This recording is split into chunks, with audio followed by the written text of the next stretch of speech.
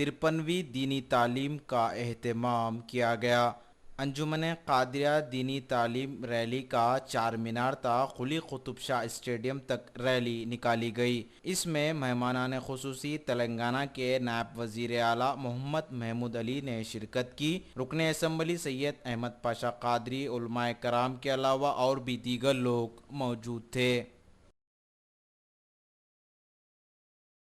देख रहा हूँ उनके बोर्ड लगे हुए हैं और हमारे स्टूडेंट्स भी यहाँ मौजूद है, उनके टीचर्स भी मौजूद है।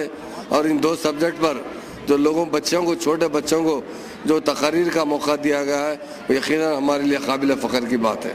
मैं जनाब मौलाना इफ्तिखार पाशा साहब जो अंजुमन के सदर है, मैं उनका शुक्रगुजार हूँ।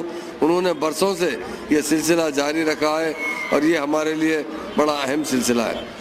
हमारे बच्चों की हम नहीं तो कौन हिम्मत अफजाई करेंगे। इल्म बहुत बड़ी चीज़ है। दुनिया में इल्म से बढ़कर कोई दौलत नहीं है।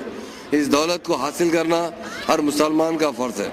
अल्लाह ताला ने भी इरशाद फरमाया कि इंसान को तालीम हासिल करना चाहिए, दीन और दुनिया की दोनों तालीम हासिल करना चाहिए। और हुकूक़ वालिदीन के हुकूक़ के बारे में हम बचपन में जब हम मदरसों में पढ़ते थे तो यकीनन अखलाकियात का एक सब्जेक्ट हुआ करता था।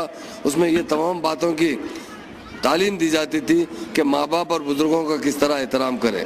आज की नस्ल में काफ़ी मगरिबी तहजीब दिन ब दिन बढ़ती जा रही है। हमारा फ़र्ज़ बनता है, हमारे बुज़ुर्गों का फ़र्ज़ बनता है इस तहजीब को रोका जाए और इस्लामी जो तालीमात है हमारी अपनी तहजीब को फ़रोग़ दिया जाए। इन बच्चों को आज बुलाकर कई बच्चों को अवार्ड दिया गया। इस अवार्ड से वो बच्चों की हिम्मत अफजाई ज़रूर होगी। हमारा जो मकसद है कि बच्चे हमारे दीन के साथ, दुनियावी तालीम के साथ साथ अखलाकियात की तालीम पर भी ख़ास तौर से तवज्जो होना चाहिए।